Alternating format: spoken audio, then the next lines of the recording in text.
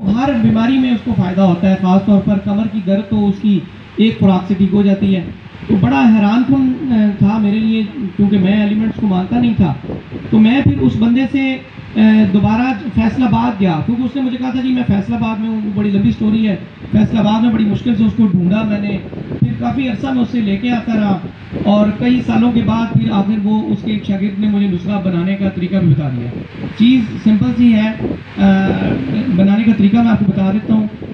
60 ग्राम उसमें है, सॉरी 50 ग्राम है जड़ मरजान, 50 ग्राम उसमें है गौदंती, 50 ग्राम उसमें है शंख कटा हुआ और 50 ग्राम है सदफ। इनको वो बंदा कोयलों पे सोखता करके तो सफ़ेद कर लेता था और लोहे की कढ़ाई में रगड़ लेता था लोहे के दस्ते से, तो ये पाउडर हो जाते थे। अब इसको इस सारे जो 200 ग्राम का पाउडर है इसको वो कोयलों पे चढ़ा के दोबारा तेज़ आग जलाता था और इसके अंदर 10 और 70 की रेशो से जो बनती है कजली वो डाल के तो इसको अनटिल अनलेस के वो धुआं उसका ख़त्म हो जाता था तो उसको नीचे उतार लेता था।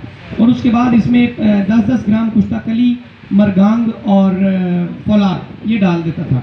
इसकी एक रत्ती की खुराक थी जो दाल के दाने जितनी वो देता था। मैंने बाय वेट नहीं, कभी उसी तरह की उसी डोज में दे रहे हैं। ये एक ऐसी इक्सीर है कि जो मैंने 1-2 दोस्तों को बताई भी है, तो उन्होंने बनाई है, हर बंदे ने इसकी तस्दीक की है। कोई भी मरीज़ आता है तो आप उसको देंगे तो आप पहली खुराक वो कहेगा कि ये क्या जादू जो है ना ये मिल गया।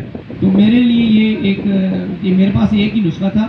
तो वैसे तो मैं नबातात का कायल हूँ। इधर एक साहब आ जाए, मुझे उनका नाम भूल गया, उन्होंने नक छिकनी और जंजबील वाला फार्मूला बताया है। तो नक छिकनी देखें आप कितनी बड़ी नबात है कि जो कि बहुत सारी हैवी से हैवी जो मेटल्स हैं उनको वो ऑक्साइड कर देती है, चिलेट कर देती है। तो ये जो एक नुस्खा था ये आप बनाएं तो बहुत ही अच्छा नुस्खा है। तो जज़ाकल्लाह, अस्सलाम वालेकुम।